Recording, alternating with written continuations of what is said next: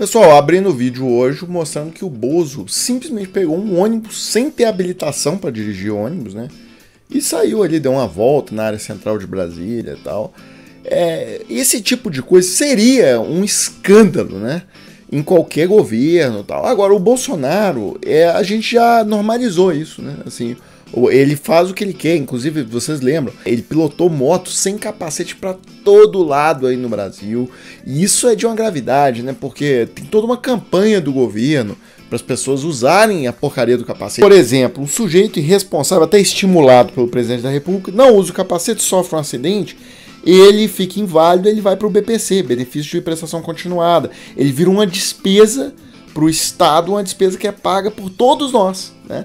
Ele fica machucado muito tempo, então ele vai para o SUS, fica internado lá, gerando custo para todos nós.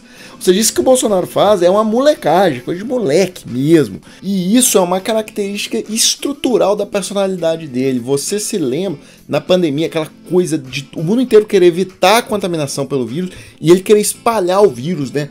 Fazer campanha contra a máscara desde o primeiro dia, ir para o meio da multidão ali sem máscara, tentar fazer as pessoas não usarem máscara. Agora preste atenção neste momento, você vai ver o presidente da República esfregando o nariz e depois apertando a mão de apoiadores, incluindo uma mulher idosa.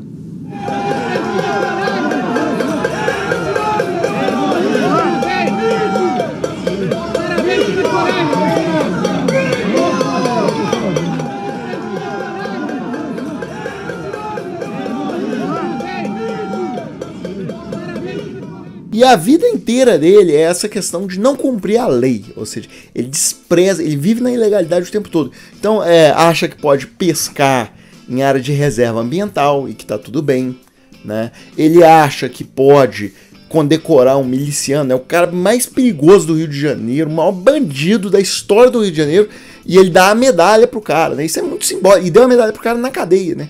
Isso que é o mais impressionante. A história da rachadinha tem tudo a ver com isso, né? Ou seja, achar que pode, falar assim, pô, eu tenho direito aqui a 130 mil reais por mês de dinheiro para contratar funcionários. Pô, eu contrato aqui 2, 3 de verdade e o restante eu contrato ali só fachada, né?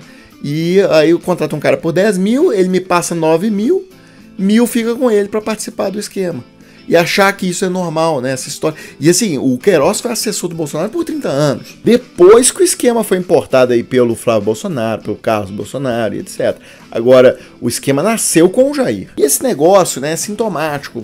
Todo miliciano aí que aparece no noticiário, o cara tem uma foto com o Bolsonaro, né? Isso aí foi até tema de matérias e tal.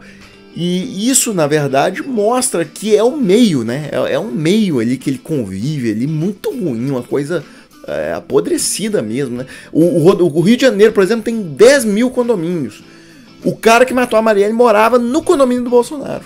É esse meio, sabe? É uma coisa horrível, né? E tudo que eu coloquei, essa coisa que o Bolsonaro descumpre a lei sistematicamente, tem a ver, tá tudo ligado, né? Isso aqui tá tudo amarrado, tudo que eu falei aqui, uma coisa tem a ver com a outra, vai puxando a outra. Então é isso, pessoal. Aí eu só termino com a fala do Freixo aqui sobre a política do Rio de Janeiro, né?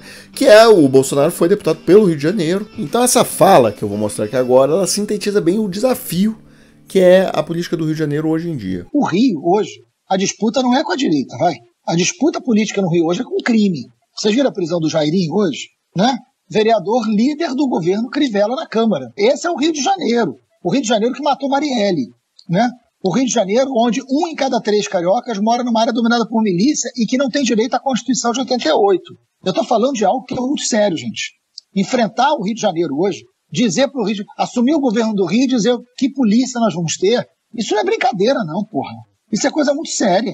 Você enfrentar o Rio de Janeiro e dizer assim, vamos enfrentar a milícia.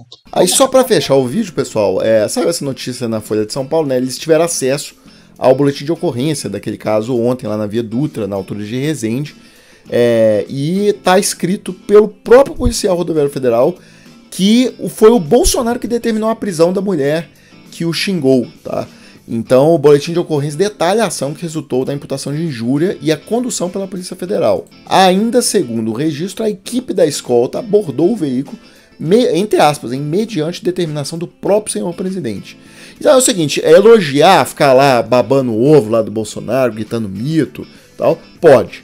Agora, o cara se expõe, né? Ele vai pra via pública, se expõe a esse tipo de situação, né? Ele cava o pênalti, né? Ele produz a situação e aí depois ainda manda prender as pessoas. Que sujeitinho deplorável, né? Eu queria saber o seguinte, em 8 anos de governo Fernando Henrique, quantas pessoas foram presas por terem xingado o Fernando Henrique?